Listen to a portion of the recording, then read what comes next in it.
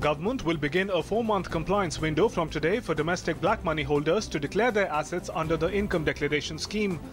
Black money holders will have an opportunity to come clean by September 30 by paying taxes, penalty and surcharge totaling 45%.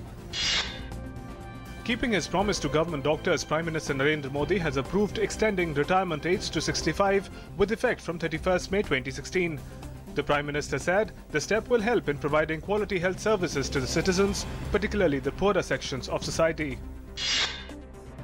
In a major boost to Indian economy, country's GDP jumped from 7.6% in the third quarter of the year 2015-16 to 7.9% in the last quarter of the year. India achieved the fiscal deficit target of 3.9% of GDP in 2015-16. India continues to remain a bright spot in the world economy with solid macroeconomic parameters. Addressing Japanese investors, Finance Minister Arun Jaitley has promised more structural and market-oriented reforms at the Future of Asia conference. He also hoped for passage of GST bill in the coming monsoon session. The Finance Minister will hold meeting with business CEOs in Tokyo today. External Affairs Minister Sushma Swaraj has reiterated that death of Congo student Masunda Oliver is not a case of racial attack. Personally reaching out to African diplomat and student community, Sushma Swaraj said her ministry will meet and hold discussions with African nationals in metro cities. Scrutiny of nominations and the process of biennial elections for the 58 Rajya Sabha seats from 16 states will begin today. Polling and counting of votes will take place on June 11. The maiden session of recently elected Assam Assembly will begin today. Voters elected BJP-led alliance to power, making it the first time ever BJP-elected government in the northeast. Chief Minister Sarbananda Sonowal and his cabinet were sworn in on 24th of last month.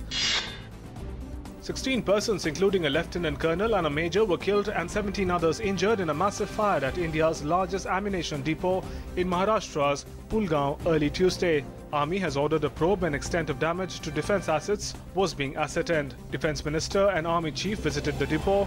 Prime Minister expressed grief over loss of lives in the disaster. By March 2017, every person in the country will have his or her own unique number. After taking Aadhaar registration to 1 crore figure this month, UIDAI has set a target of linking every citizen of the country to Aadhaar-based system as well as giving them Aadhaar card by 2017. Supreme Court will today continue hearing in the disproportionate assets case against Tamil Nadu Chief Minister Jayalalitha. The court is hearing an appeal filed by Karnataka challenging the acquittal of the AIADMK chief and 3 others in the case. The bench will also hear 2 petitions that had challenged the locus standi of Karnataka in filing the appeal in this case. National Commission for Protection of Child Rights has recommended that 12 drought-affected states reimburse fees and other entitlements of children of farmers and economically weaker section people studying in private schools for 1 year. Commission suggested that these benefits may be provided in addition to the compensation and other measures decided by central and state governments. To accelerate the pace of economic development, India and Morocco have launched a joint Chamber of Commerce and Industry. During his visit to Morocco, Vice President Hamid Ansari said it is a testament to the growing importance of commercial engagement between the 2 countries. He added that IMCCI should focus on the requirements of both sides. The US has warned that the Euro 2016 Football Championship being held in France next month could be a target of militant attacks. The event is being hosted from 10 June to 10 July at various venues. France is already under a state of emergency following last year's terrorist attacks in Paris.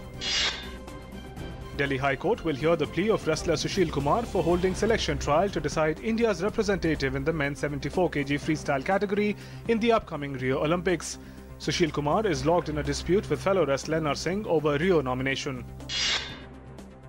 3-time champion Saina Nehwal booked her berth in the second round of Indonesia Open Super Series badminton tournament. In the opening round, Saina defeated Chinese Taipei Pai Yu Po.